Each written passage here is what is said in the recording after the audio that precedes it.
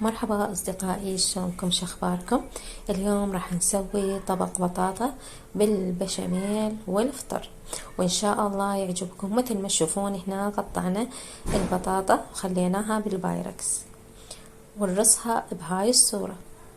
هسه حبايبي نجي على الطباخ، نخلي بالطاوة بصل مثروم. طبعا استخدمت البصل الأخضر لأن ينطي طعم ونكهة مو طبيعية كلش طيب، وخليت عليه قليل من الزيت. هسه اتركه الى ان ينطيني شوية لون اصفر، يعني ما احمسه كلش، لا مجرد ينطي اللون الاصفر بهاي الصورة. الدور اضيف عليه الافطر اللي مقطعته. طبعا اذا ما عندكم افطر فريش عادي الافطر اللي المعلب. هسه اضيف عليه قليل من الفلفل الاسود وقليل من الملح، وطبعا احمسه لمدة 5 دقائق على النار. ما نكثر الحمس بيه حبايبي.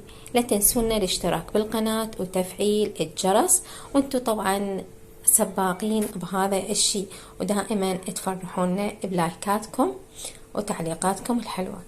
هسه حبايبي بعد ما حمسته خليته على البطاطا اللي مخليتها بالبايركس، وبنفس الطاوة راح نسوي البشاميل. هنا أنا عندي خاشوقتين من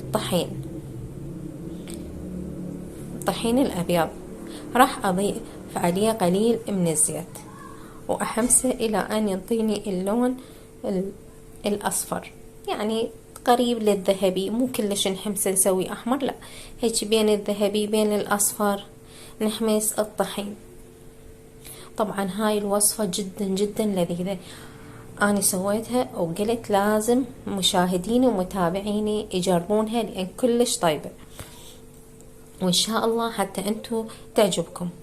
هسه حبايبي بعد ما حمسته وانطاني هذا اللون، هسه أضيف عليه كوبين من الحليب، طبعا الحليب السائل.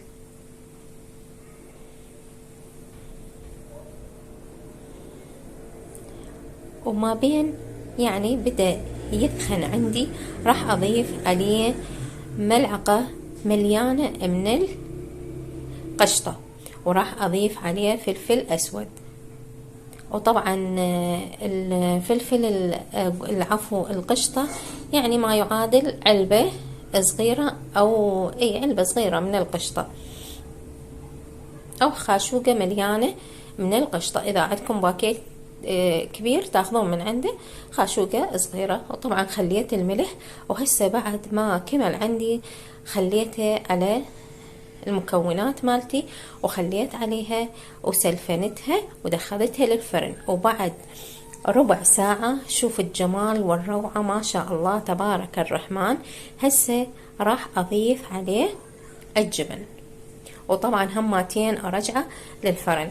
طبعا مو شرط ربع ساعة بالفرن، لا احتمال يبقى أكثر بالفرن، نص ساعة ربع ساعة حسب قوة الأفران اللي عندكم نارها.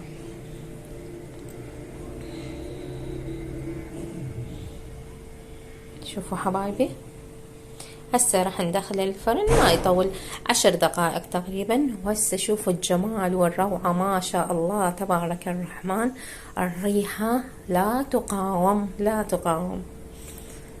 وطبعا ما اقولكم على الطعم فد شي خرافي خرافي الطعم مال تجربه. وهسه حبايبي وصلنا لنهاية الفيديو، اترككم في امان الله، الى اللقاء بفيديو جديد.